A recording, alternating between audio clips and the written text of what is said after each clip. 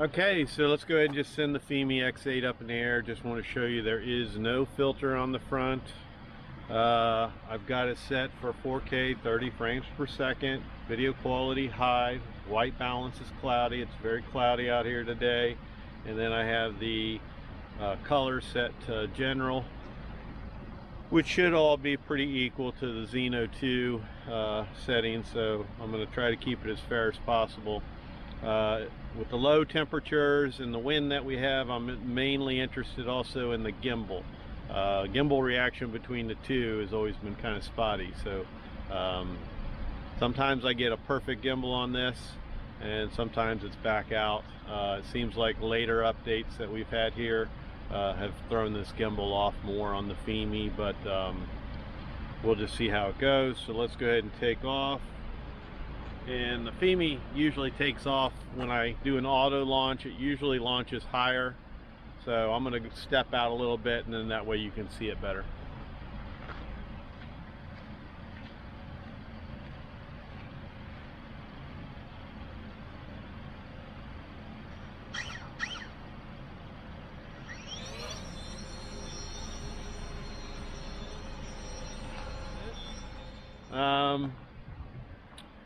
The camera settings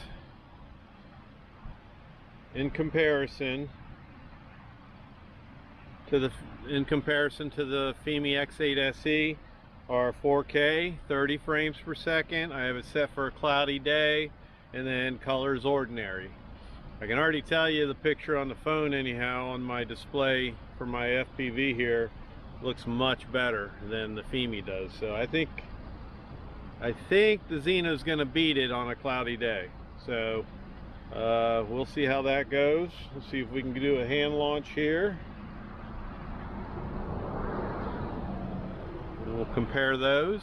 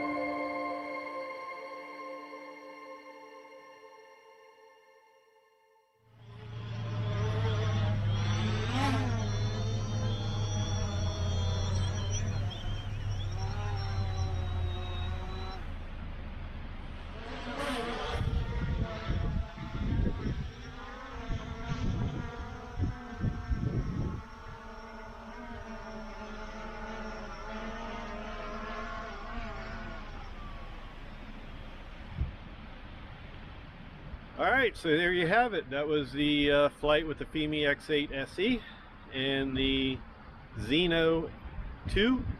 Both of them set for the same presets, and that all is based on how they're programmed, though. It doesn't necessarily say this one's got a better camera or this one's got a better camera. It's all in how they program those presets.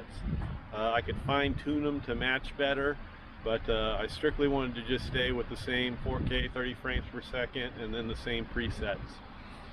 So both flights were good. I flew out to the same area, tried my best to keep that positioning the same and duplicate whatever I flew with this one onto the Zino 2 to give you guys the best comparison I can. So